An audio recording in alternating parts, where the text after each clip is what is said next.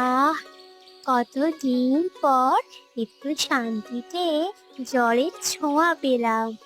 মানুষের এই পা দুটো নিয়ে ডাঙায় চলাফেরা করা যে কি ঝামেলার কাজ, তা শুধু আমিই জানি। হঠাৎ চম্পার ননদ হাতে একটা জলের ঘটি নিয়ে পুকুর ঘাটের দিকে আসতে থাকে। ওমা বৌদি, তুমি ঘাটে বসে একা একা কার সাথে কথা বলছো গো? আর জল থেকে ওই সোনার মতো কি যেন একটা চকচক করে উঠলো বলো তো? আমি তো দূর থেকে দেখলাম। ওই ওই কিছু না তো সুমি, ও তো একটা বড় মাছ, বোধহয় লাফ দিয়েছিল। আমি আমি তো শুধু হাত পা ধুয়ে নিচ্ছিলাম বোন। দূর বৌদি, আমার চোখকে তুমি ফাঁকি দিতে পারবে না। আমি জানি তুমি আর পাঁচটা সাধারণ মেয়েদের মতো নয়। তোমার কোনো একটা গোপন রহস্য তো নিশ্চয়ই আছে। তবে চিন্তা করো না, তোমার এই ননদ থাকতে তোমার কোনো ভয় নেই। মাকে আমি কিচ্ছুটি বলবো না। বলি ও সাগরের বউ, ঘরের কাজ তো অনেক হলো, এবার রান্নাঘরে গিয়ে দুপুরের রান্নাটা চটপট সেরে ফেলো দেখি। আজ যেন তরকারিতে নুন ঝাল একদম ঠিকঠাক হয়। হ্যাঁ মা, আমি যাচ্ছি। ওরে বাবা রে, মানুষের ঘরের এই উনুন আর হাঁড়ি কড়াই তো আমি কোনোদিন ছুঁয়েও দেখিনি। এখন আমি কি রাঁধবো? চম্পা রান্নাঘরে গিয়ে চাল আর সবজি নিয়ে কি করবে বুঝতে পারে না। নিরুপায় হয়ে সে তার সমুদ্রের জাদুকরী শক্তি ব্যবহার করার সিদ্ধান্ত নেয়। সে উনুনের দিকে তাকিয়ে ফুঁ দেয়। ওগো সমুদ্রের হাওয়া, রান্নাঘরে ছড়াও জাদুর ধোঁয়া। চাল ডাল সব এক হয়ে সুস্বাদু যাও অন্ন হয়ে। সাথে সাথে উনুন থেকে দাউ দাউ করে নীল রঙের জাদুর আগুন জ্বলে ওঠে। হাড়ির ভেতরের কাঁচা চাল আর সবজিগুলো জ্যান্ত হয়ে ব্যাঙের মতো লাফাতে লাফাতে রান্নাঘর থেকে বাইরে উঠোনে গিয়ে পড়তে থাকে। ঠিক তখনই সুমি রান্নাঘরে ঢুকছিল। একটা কাঁচা আলু সোজা গিয়ে সুমির নাকে লাগে। ওরে বাবারে বৌদি, এ কি কাণ্ড! তরকারিগুলো সব জ্যান্ত হয়ে নাচছে কেন? তুমি কি কোনো জাদু জানো নাকি? কি গো বলো না বৌদি। না রে সুমি, আমি কোনো খারাপ জাদু জানি না। আমি আসলে নদীর পাড়ের মেয়ে তো। তোমাদের এই মাটির উনুনে কেমন করে রান্না করতে হয় আমি সত্যিই জানি না। প্লিজ সুমি, মা জানলে ওনাকে আজ বাড়ি থেকে তাড়িয়ে দেবে। ধুর বৌদি, তুমি এত ভয় পাও কেন বলো তো? আমি তো ঠাট্টা করছিলাম। তুমি একদম চিন্তা করো না, মা আসার আগে আমি সব ঠিক করে দেব। আর আজ থেকে আমি তোমাকে মানুষের মতো রান্না করা আর কিভাবে সংসার সামলাতে হয় সব শিখিয়ে দেব, কেমন? বুঝলে হে সাগরের মা, তোমার ছেলে সাগর তো নদী থেকে মাছ ধরে। সে হঠাৎ করে এমন রাজকন্যার মতো দেখতে বউ কোথা থেকে জোগাড় করলো বলো তো? আমার তো কেন জানি মেয়েটার স্বভাব চরিত্র ভালো ঠেকছে না। গ্রামে কোনো অমঙ্গল না ঘটে। কি যে বলেন মোড়ল মশাই, বউটা দেখতে সুন্দর ঠিকই, কিন্তু কেমন যেন অদ্ভুত আচরণ করে। সেদিন দেখলাম রান্নাঘরে শুধু জল ঢালছে আর নিজের মনেই কথা বলছে। তাহলে একটা পরীক্ষা হয়ে যাক। আগামীকাল আমাদের গ্রামের বড় উৎসব। সাগর আর তার বউকে বলো নদীর একদম মাঝখান থেকে ১০১টা তাজা লাল পদ্ম ফুল তুলে আনতে। যদি ওরা না পারে তবে বুঝতে হবে তোমার বউ অলক্ষী, আর ওদের এই গ্রাম ছেড়ে চলে যেতে হবে। গ্রামে তো আর অলক্ষী মেয়েকে রাখতে পারি না। চম্পা, সুমি, এবার বোধহয় আমাদের এই ভিটেমাটি ছেড়ে চলে যেতে হবে রে। এই ভরা বর্ষার রাতে নদীর মাঝখান থেকে 101টা পদ্ম তোলা কোনো মানুষের পক্ষে সম্ভব নয়। মোড়ল ইচ্ছে করে আমাদের তাড়ানোর ফন্দি করেছে। তুমি একদম ভেঙে পড়বে না স্বামী। তোমার এই বউ থাকতে তোমার কোনো ক্ষতি কেউ করতে পারবে না। কাল সকালেই নদীর ঘাটে এর একটা ফয়সলা হবে, তুমি দেখে নিও।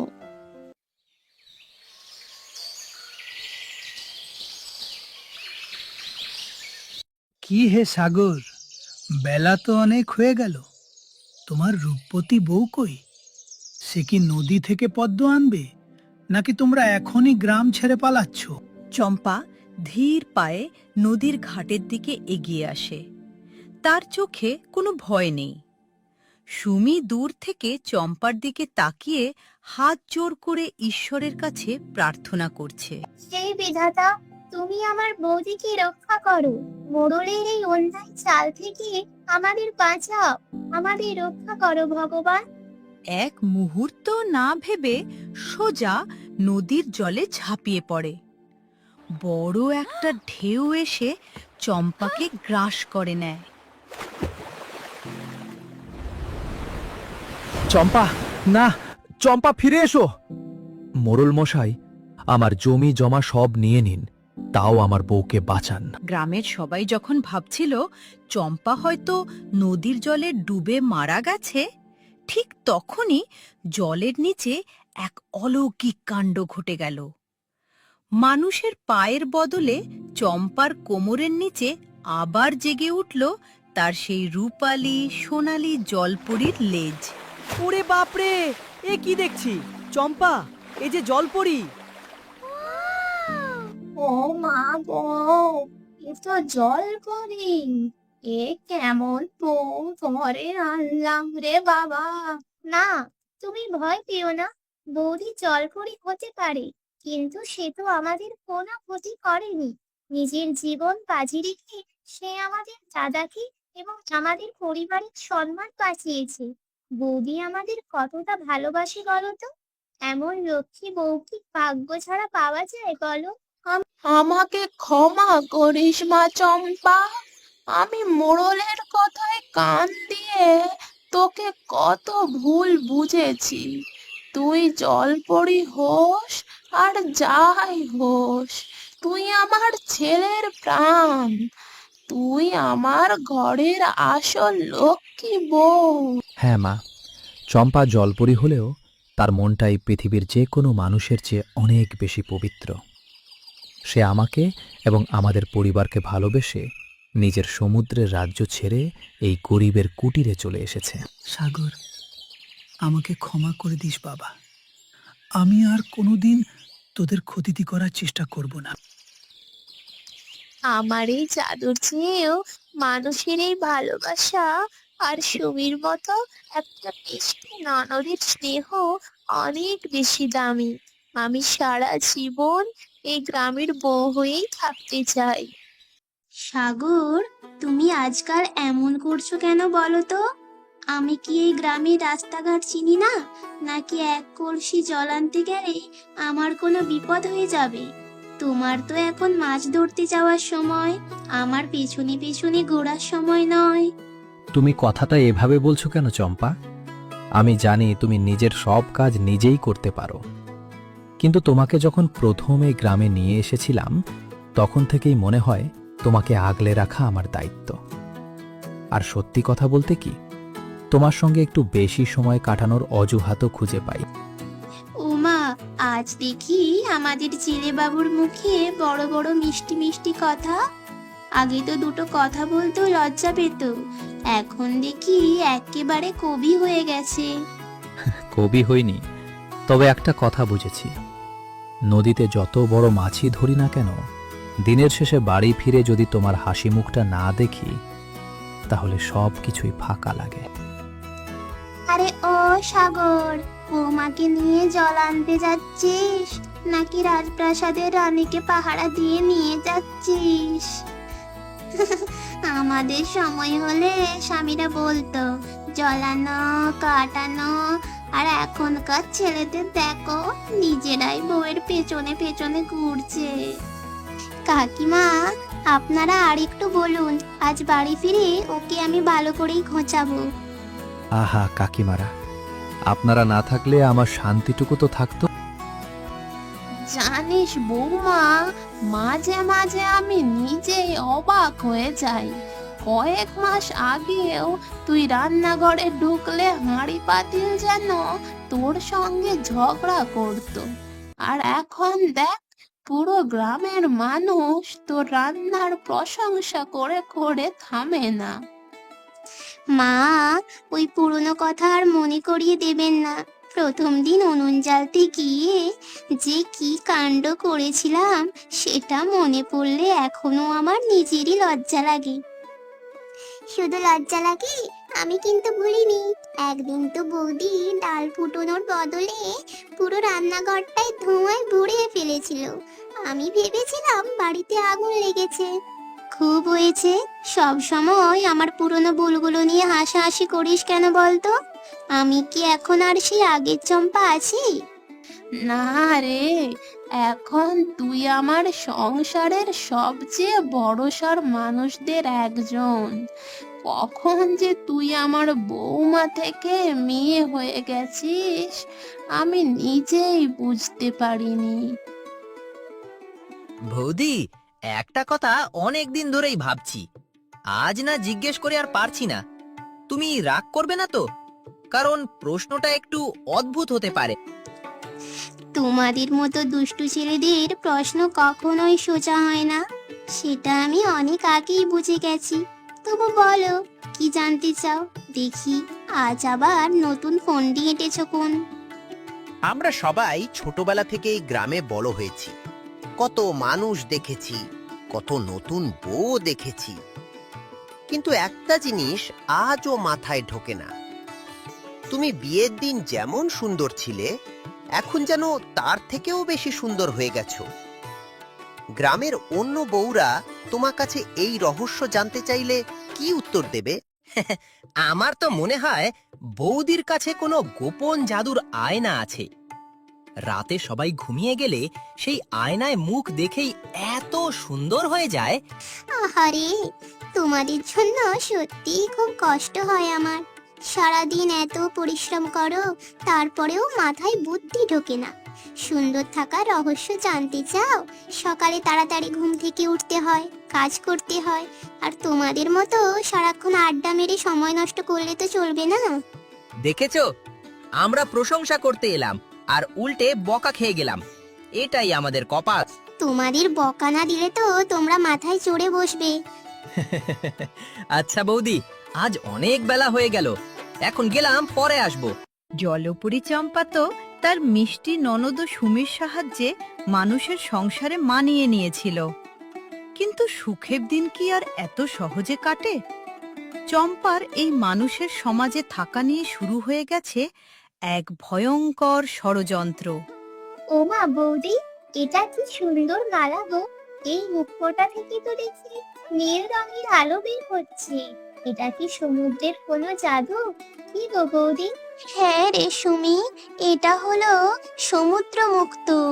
এই মুক্তটার জাদুতেই আমি ডাঙায় মানুষের মতো পা নিয়ে হেঁটে চলে বেড়াতে পারি। এটা যদি কোনোদিন আমার বুক থেকে হারিয়ে যায় বা কেউ চুরি করে, তবে আমি আর কোনোদিন মানুষের রূপ ধরে তোমাদের কাছে থাকতে পারবো না। চিরকালের জন্য সমুদ্রের নিচে পাথর হয়ে যাব। তুমি একদম ভয় পেও না বৌদি, এই ননদ থাকতে তোমার গায়ের একটা সুতো কেউ ছুঁতে পারবে না।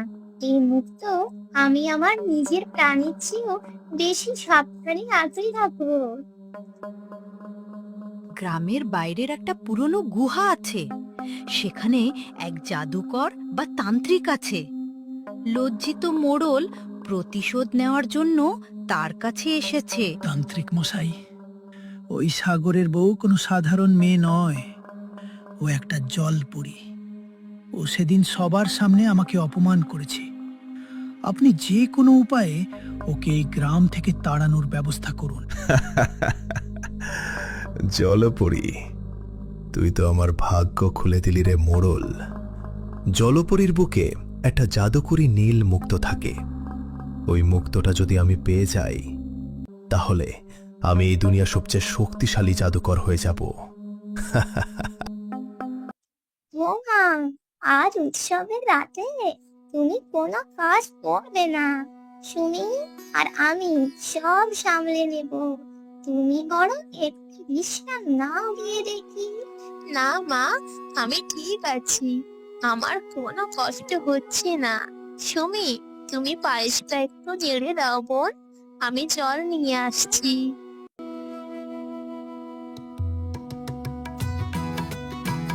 এই তো সুযোগ। সাধুর বেশে গিয়ে চম্পার বুক থেকে মুক্তটা কেড়ে নি।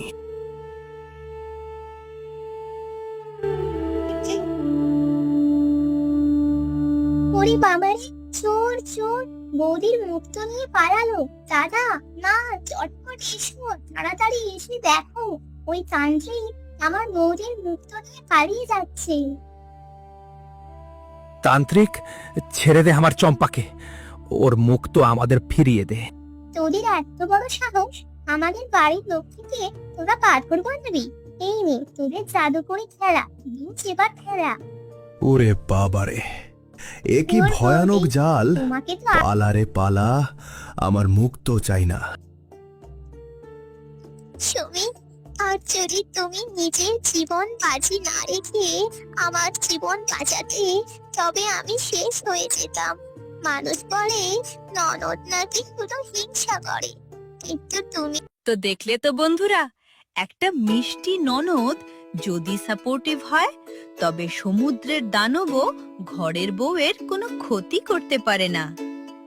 চম্পা, সুমি আর সাগর আবার হাসি মুখে তাদের মাটির ঘরে ফিরে গেল এবং জাদুর চেয়েও মানুষের ভালোবাসাকে জয়ী করে সুখে শান্তিতে থাকতে লাগলো। এই গল্পে তোমাদের কার চরিত্র সবথেকে ভালো লেগেছে অবশ্যই কমেন্ট করে জানাও এবং ভিডিওটি লাইক ও চ্যানেলটি সাবস্ক্রাইব করতে একদম ভুলবে না কিন্তু।